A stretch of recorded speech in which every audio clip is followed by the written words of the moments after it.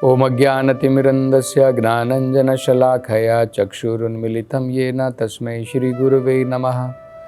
नमो ओम विष्णुपदाय कृष्णपृष्ठाय भूतले श्रीमते भक्तिवेदांत स्वामिनिति नामिने। नमस्ते सरस्वती देवे गौरवाणी प्रचारिणे निर्विशेष शून्यवादी पाश्चात्य देश तारिणे।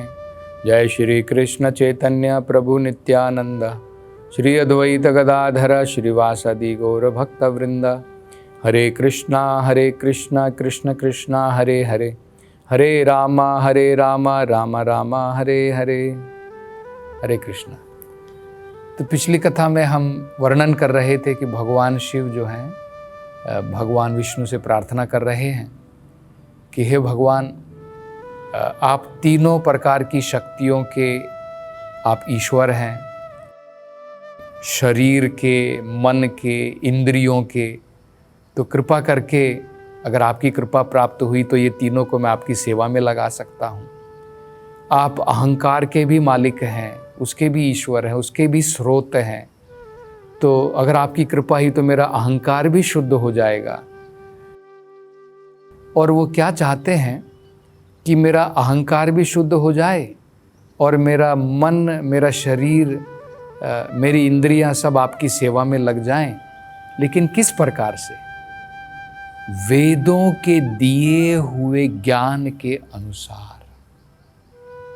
हमें अपनी इंद्रियों को भगवान की सेवा में, अपने मन को भगवान की सेवा में कैसे लगाना चाहिए?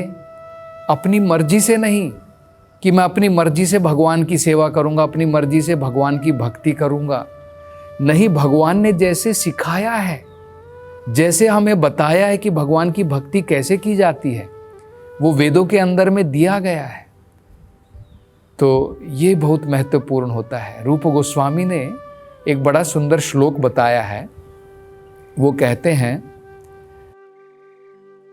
श्रुति स्मृति पुराण आदि पंचरात्रि की विधिम विना एकांतिका हरेर भक्ति उत्पातेव कल्पते। जो व्यक्ति भगवान की भक्ति बिना वेदों के ज्ञान के द्वारा करता है, अपनी मर्जी से कि नहीं भगवान की भक्ति मैं अपने तरीके से करूंगा, अपने तरीके से इंद्रियों को भगवान की सेवा में लगाऊंगा। तो रूप गोस्वामी क्या बता रहे हैं? श्रुति मतलब होता है वेद। स्मृति तो अलग अलग प्रकार के वेद होते हैं।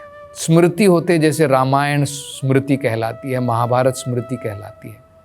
4 वेद जो है उसे श्रुति कहते हैं। श्रुति, स्मृति, पुराण आदि जैसे भागवत पुराण है और बहुत सारे पुराण हैं। श्रुति, स्मृति, पुराण आदि और क्या? पांचरात्रि की विधि, भगवान की उपासना पांचरात्रिक विधि नारद पंचरात्र में दी गई है। इसके बिना हरेर भक्ति, भगवान हरि की भक्ति उत्पाते व कल्पते, वो केवल सोसाइटी में, समाज में एक डिस्टरबेंस पैदा करेगा। वो भगवान की सही प्रकार की भक्ति नहीं है। तो भगवान शिव जो हैं अपनी इंद्रियों को, मन को, अपने शरीर को लगाना चाहते हैं भगवान की सेवा में। लेकिन कैसे? जैसे भगवान ने वेदों में दिया है। तो वो क्या कह रहे हैं? चेता आकुति रूपाया नमो वचो। आपके जो वचन है वेदों के अंदर में, विभूतये, उस प्रकार से मैं अपनी इंद्रियों को शुद्ध करना चाहता हूं और आपकी भक्ति में लगाना चाहता हूं। और अगली वो प्रार्थना में कहते, बड़ी सुंदर अगली प्रार्थना है, उसमें कहते हैं, दर्शनम नो दिदृक्षूणाम देहि भागवत अर्चितम रूपम प्रियतमं स्वानाम सर्वेंद्रिया गुणानजम। तो ये भगवान के रूप का वर्णन जो है भगवान शिव यहाँ पर कर रहे हैं।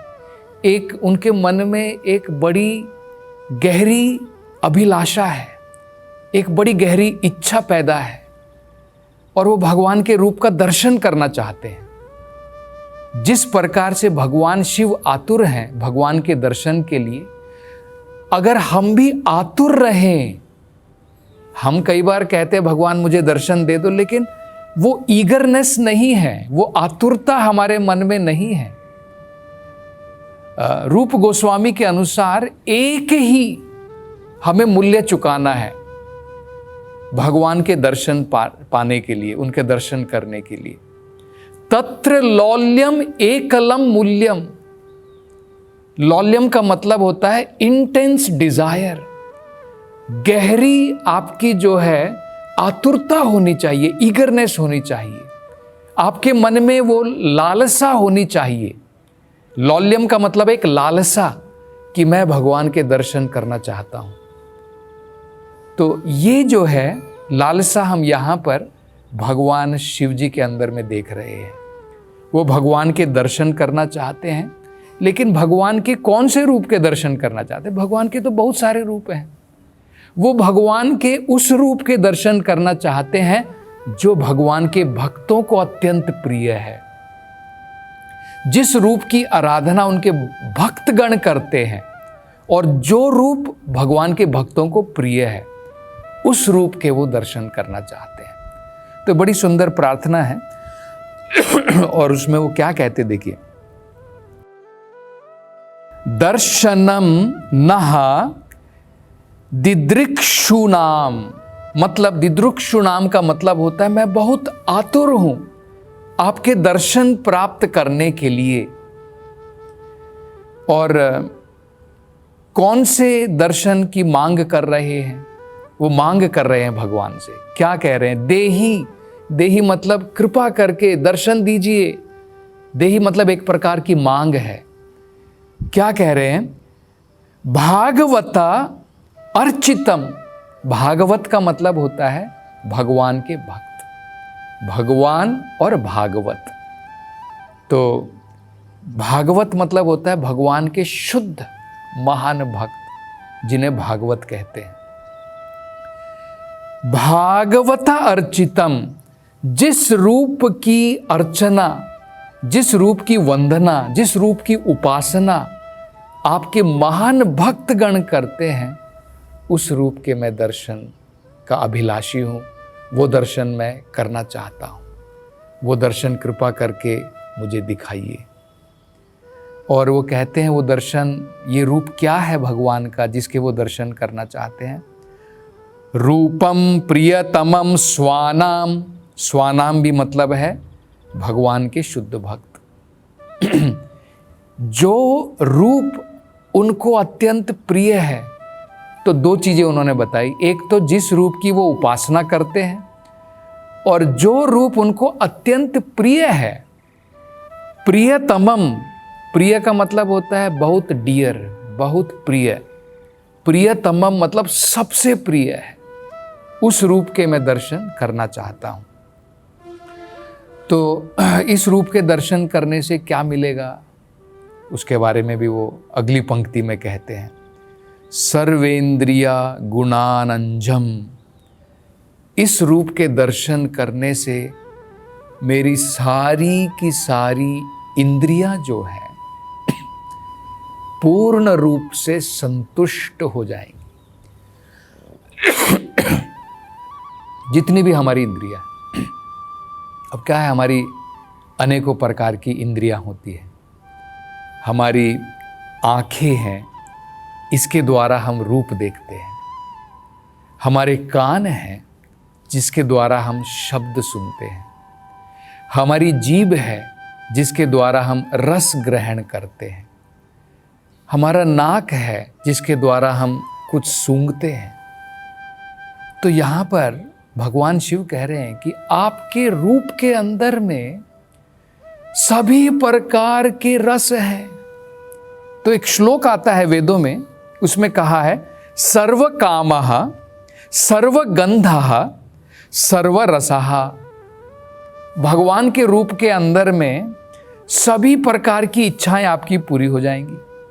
सर्व कामः सर्व गंधः, भगवान के रूप के अंदर में सभी प्रकार की सुगंध है। सर्व रसः, भगवान के रूप में सभी प्रकार के रस हैं। इसलिए ये भी कहा जाता है रसो वही सहा, भगवान का रूप जो है सभी प्रकार के रसों का, अनेकों प्रकार के रस हम जो है भगवान के साथ में चख सकते हैं। मैत्री का रस, वात्सल्य का रस, ये अनेकों प्रकार के रस होते हैं। माधुर्य का रस, तो ये सारे रसों का स्रोत जो है भगवान का रूप है। उस रूप के वो जो है दर्शन करना चाहते हैं। तो भगवान के दर्शन किस प्रकार से होते हैं? क्योंकि हमारी इंद्रियां जो हैं, इन आँखों के द्वारा हम देखते हैं, कानों के द्वारा कुछ सुनते हैं। जब तक ये पवित्र नहीं हो जाते हैं, अभी इन आँखों के द्वारा हम भौतिक रूप देखते हैं और उसकी तरफ आकर्षित हो जाते हैं। इस कानों के द्वारा हम शब्द सुनते हैं, लेकिन भौतिक विषयों के बारे में सुनते हैं। पॉलिटिकल इशू हो गए, कोई फिल्म के गाने हो गए, तो मतलब अभी हमारी इंद्रियां शुद्ध नहीं है। जब भगवान की भक्ति में लग करके हमारी इंद्रियां शुद्ध हो जाती हैं, तो उसे भक्ति कहते हैं। ये जो है भक्ति की परिभाषा नारद पंचरात्र में दी है। नारद पंचरात्र में क्या कहा है? उसमें कहा है सर्व उपाधि विनिर्मुक्तम तत्परत्वेन निर्मलम ऋषिकेन ऋषिकेश सेवनम भक्तिर उच्यते। तो भक्ति की क्या परिभाषा दी है? सर्व उपाधि विनिर्मुक्तम, जो अनेकों प्रकार की उपाधि, डेजिग्नेशन हमने ले ली है। जैसे कंपनी में अगर आप काम करते हैं तो आपकी डेजिग्नेशन होती है। आप असिस्टेंट मैनेजर हैं, आप मैनेजर हैं, आप डायरेक्टर हैं, आप मैनेजिंग डायरेक्टर हैं। ये उपाधि है, ये डेजिग्नेशन से है। ये हम नहीं है, ये हमने अपने ऊपर चिपका ली है, ये हमने अपने ऊपर ग्रहण कर ली है। इसी प्रकार से अनेकों प्रकार की उपाधियां ले ली है हमने। कैसी उपाधि?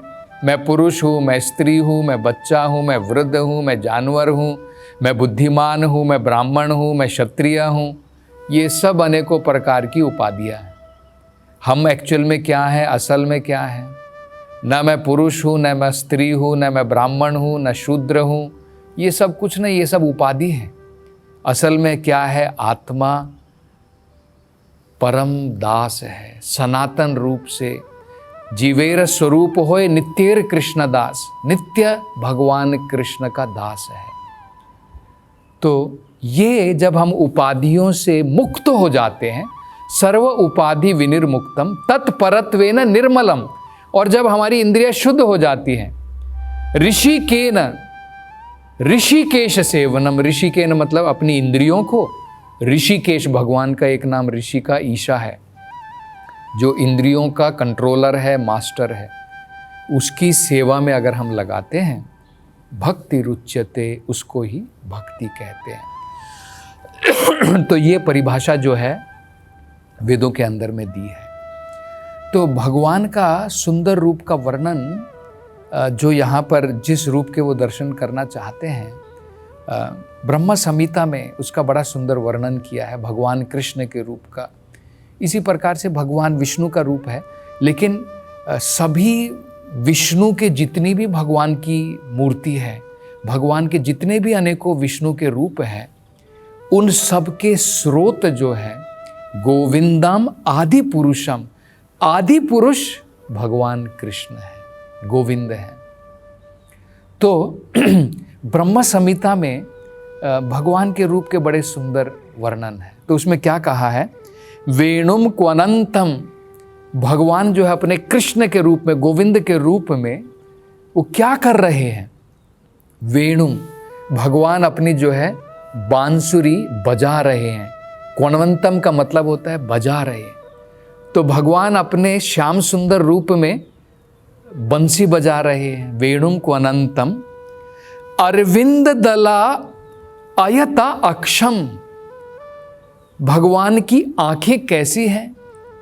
मानो अरविंद के दल हों। अरविंद मतलब कमल के फूलों के दल हों, उसकी भांति भगवान की जो है आंखें सुंदर हैं। अरविंद दलाय ताक्षम। और क्या बताया है, बरह अवतंसम, भगवान ने अपने सर के ऊपर मोर का पंख एक आभूषण के रूप में धारण किया हुआ है। हम अपने सर के ऊपर अनेकों प्रकार की क्लिप लगाते हैं, आभूषण जो है उससे सुसज्जित करते हैं, लेकिन भगवान के सर के ऊपर बड़ा सुंदर आभूषण है, मोर के पंख का आभूषण है। तो उस प्रकार से भगवान सुसज्जित हैं। और भगवान के शरीर का रंग कैसा है, असिता अंबुदा। असिता अंबुदा का मतलब है जब बादल बरसने वाला होता है उसका जो सुंदर श्याम वर्ण होता है वो भगवान का श्याम वर्ण है। असिता अंबुदा सुंदरांगम, भगवान के अंग जो है उस प्रकार से सुंदर है। और उसकी तुलना क्या की गई है, कंदर्प कोटि। अगर कंदर्प का मतलब होता है कामदेव, कोटि का मतलब होता है करोड़। अगर 1 करोड़ कामदेव भी एक साथ में खड़े हो जाएं और भगवान के साथ में अपनी तुलना करें तो उनको भी शर्म आ जाएगी भगवान के रूप को देख करके। कंदर्प कोटि कमनीय विशेष शोभम गोविंदमादि पुरुषम तमहम भजामि। तो इस प्रकार से भगवान के सुंदर रूप के दर्शन के अभिलाषा भगवान शिव यहाँ पर कर रहे हैं। और वो रूप क्या है, उस रूप का वर्णन जो है वो अगली प्रार्थना में करेंगे, जिसकी चर्चा हम अगली कथा में करेंगे। हरे कृष्णा।